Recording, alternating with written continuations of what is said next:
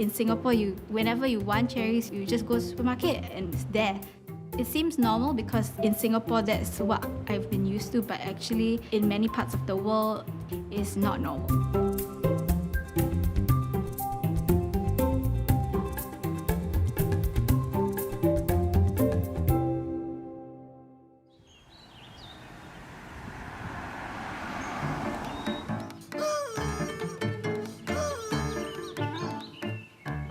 We're not really farmers, it's just a play on our last name. We're more gardeners than anything.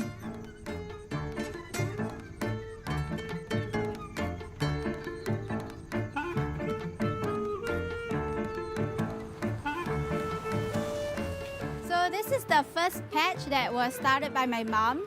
You'll notice that the plants here are a bit more established. They've been growing for 10 years, so it just keeps going on and on.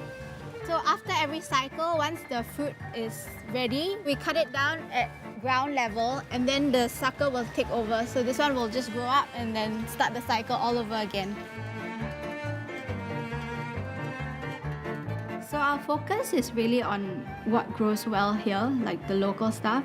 I think because in Singapore we import a lot of our food, we kind of forget that it's being grown by somebody and there's a lot of time and effort that goes into cultivating food. When you go to the supermarket and you see the pineapples only like $2, it's so cheap. But actually, when we grew it, it took us 3 years before it started to fruit and then another 6 months before we could harvest the fruit. So it's great that we have so much food from all over the world, but also at the same time, we are losing that connection with our food.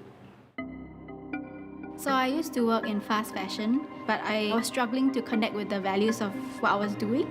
Fast fashion is quite a wasteful industry.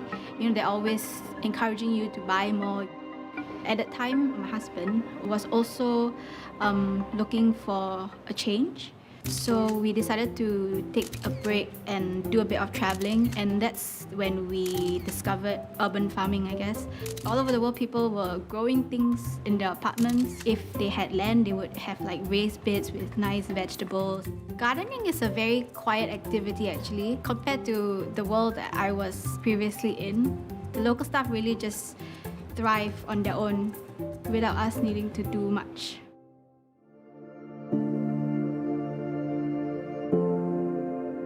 After farming, the loud voice in my head that was always quick to make judgments is a lot softer now.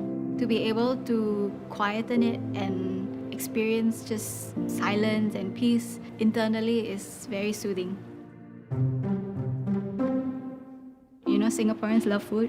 It's an easier way to introduce these herbs to them and get them interested. We find that they're a bit more open to growing these things that before they had never heard of or even knew existed. Eating locally just means supporting the people who also grow your food locally. Why should I buy the $8 thing when there's a $2 thing? Because we don't really understand the whole food system. Maybe the farmers weren't fairly compensated or the carbon footprint is a lot higher, and that's all costs that we don't realize. In this neighborhood, everyone's quite sharing. So a lot of the tricks that we now use have been passed to us either by people who have been walking by and sharing their bit of knowledge with us. There's this lady who will bring her coconuts like every fortnight and help us to build our barrier. I think it's great that the government is putting more emphasis on local production. I know the push is really in the more high-tech stuff, which is not something that interests me or really moves me because it feels very clinical. It just feels a bit out of touch. I mean, your food comes from the earth, so that is a bit lost with the more high-tech ways of growing. In here, we have our compost bin, so we put our kitchen scraps inside and then eventually it will break down and then we will feed it to the plants.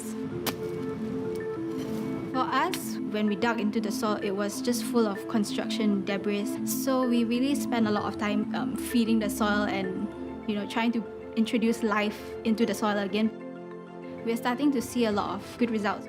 It's black, it's earthy, and lots of earthworms. For us, we feel it's fulfilling because we've injected a little bit of life back into that square meter of soil. Our goals really is to just create awareness, just to see more people appreciate their food better, because I think in Singapore we tend to overconsume. If everyone in the world ate like how we do in Singapore, we would need at least 4.5 Earths to sustain us.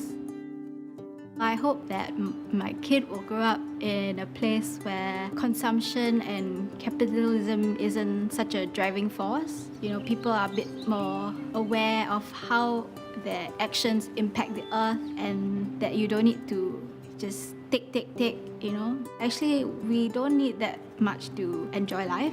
And that's really what gardening has taught us, you know, that you can feel very happy when you just look at something grow.